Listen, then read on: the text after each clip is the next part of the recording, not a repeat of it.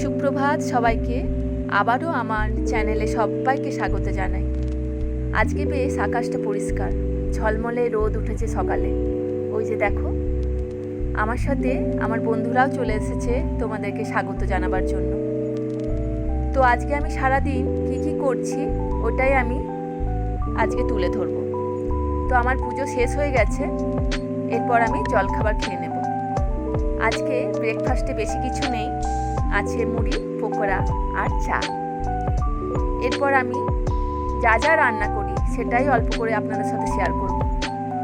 এই যে কড়াইয়ে তেল দিলাম, একটা পাঁচমিশালি সবজি বানাচ্ছি, শুকনো লঙ্কা ফোড়ন দিয়েছি, তার মধ্যে যাচ্ছে একটু রাঁধুনি ফোড়ন আর হিং আর গোটা সর্ষে। তো এরপরে সব সবজিগুলো আমি ওই তেলের মধ্যে দিয়ে নেব। তো ওই যে দেখো দিয়ে নিচ্ছি, একটু হালকা ভাজা হলে এর পরে কি করছি আমি দেখে নাও। এই যে একটু আমার কাছে ঘি কাল্লাও ছিল, সেটা আমি দিয়ে দিলাম।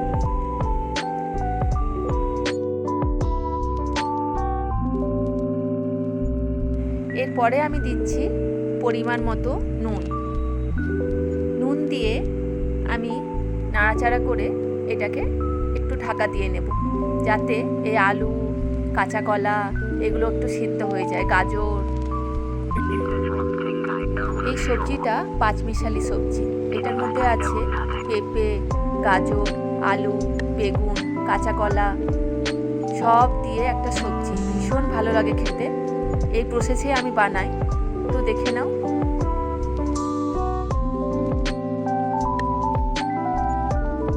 এরপরে বেগুনটা আমি পরে দিলাম, তো বেগুনটা দিয়ে আবারও নাড়াচাড়া করে নিচ্ছি।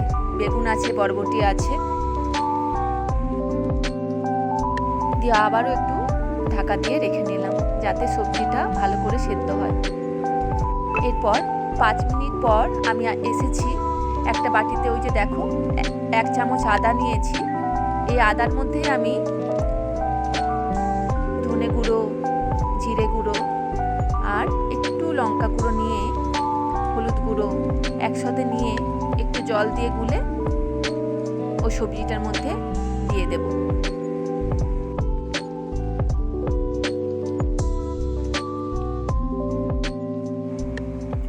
তো আমি ওই লিকুইডটা দিয়ে দেওয়ার পর ঢাকা দিয়ে ওটা আবারও সিদ্ধ হতে দিচ্ছি। তো ওইদিকে আমি ফ্রাই প্যানে আজকে বানাবো পেঁপে ছেচকি। তো সর্ষের তেল দিয়েছি, তার মধ্যে দিচ্ছি গোটা সর্ষে আর একটু শুকনো লঙ্কা দিয়ে তারপরে ওই পেঁপেটা দিয়ে দিয়েছি। তারপরে আবার দিচ্ছি হলুদ আর পরিমাণ মতো নুন দিয়ে নাড়াচাড়া করে ওটাকে ঢাকা দিয়ে বেশ কিছুক্ষণ সিদ্ধ হতে রেখে দেব, হালকা আছে।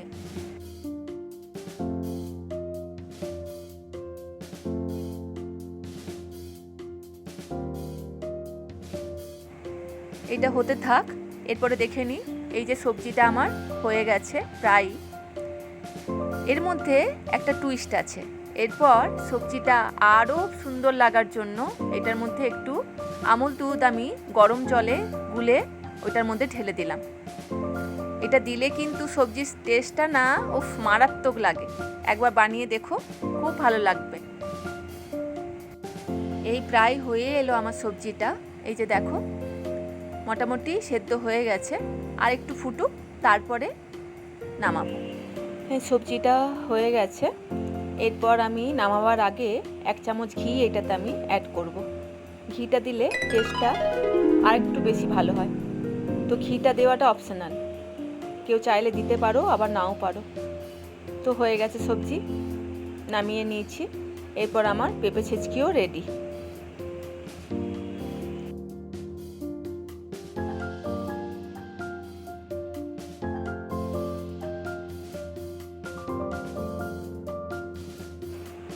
এরপর আর একটা রেসিপি আমি বানিয়েছিলাম, সেটা হচ্ছে মাছ দিয়ে সয়াবিন বড়ির তরকারি। তো কড়াইয়ে আমি সর্ষের তেল দিয়ে নিয়েছি, গরম হলে ওটাতে গোটা জিরে ফোড়ন দেব। তো ওই তো দিলাম গোটা জিরে ফোড়ন। এরপর পেঁয়াজ, কাঁচা লঙ্কা, আদা রসুন পেস্ট ওটার মধ্যে দিয়ে দিলাম। বেশ ভালো করে ওটাকে ভাজা ভাজা করে কষতে হবে।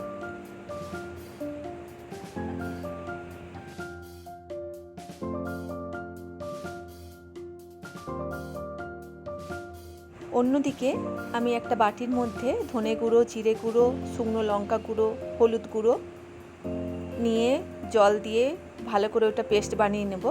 তারপর এই মশলার সাথে অ্যাড করব।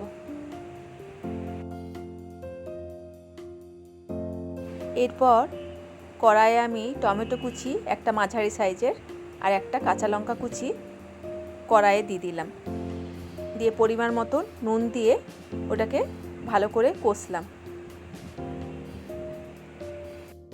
একটু ভাজা ভাজা হয়ে গেলে মশলাটা, ওইটার মধ্যে আমি হলুদ, জিরে, ধনে পেস্টটা দিয়ে দিলাম। আবারও নাড়াচাড়া করলাম। এরপর 1 চিমটি চিনিও আমি অ্যাড করলাম। চিনিটা আমি তরকারিটাতে দিই কারণ আমার মনে হয় টেস্টটা আরও বেশি ভালো লাগে। এরপর এই সয়াবিনটা আমি গরম জলে ভালো করে ফুটিয়ে ধুয়ে জলটাকে নিগড়ে নিয়েছি, সেটা অ্যাড করলাম। ভালো করে কষতে হবে। কষা হয়ে গেলে এটার মধ্যে আমি জল অ্যাড করছি। এরপর এর মধ্যে আমি আমার আগের থেকে ভেজে রাখা মাছ ভাজাগুলো অ্যাড করব এবং বেশ কিছুক্ষণ হালকা আঁচে ফুটিয়ে নেব।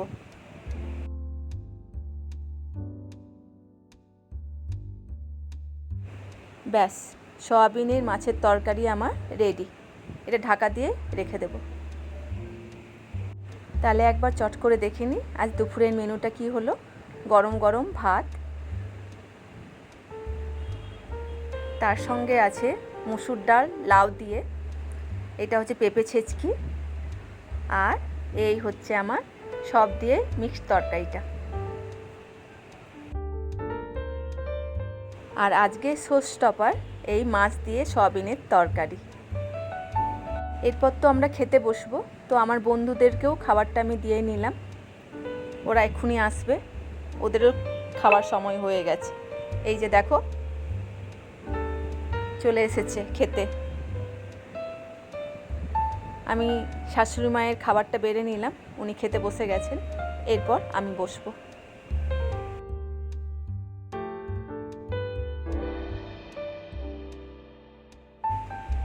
আমাদের খাওয়া শুরু।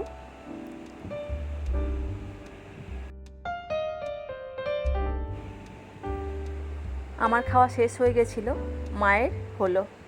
এই যে থালা পরিষ্কার একবারে চাটপুট। আর সকালবেলাতে অনেকগুলো কাপড় কেচেছিলাম, শুকিয়ে গেছে। এরপর আরেকবার আমি 1 মেশিন কাপড় দিয়েছিলাম, সেগুলো মেলে নিচ্ছি। প্রতিদিনের এই এক কাজ আজকে তোমাদের সাথে শেয়ার করলাম। এরপর মাকে আমি ওই যে দেখো দুপুরের ওষুধ দিচ্ছি।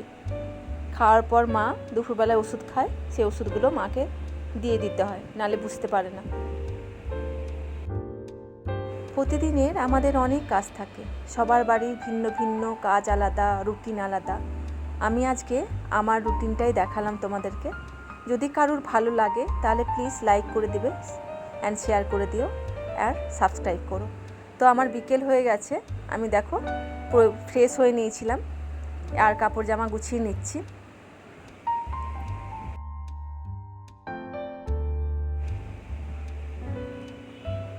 এরপর সন্ধেবেলায় চা খাবো একটু আরাম করে বসে।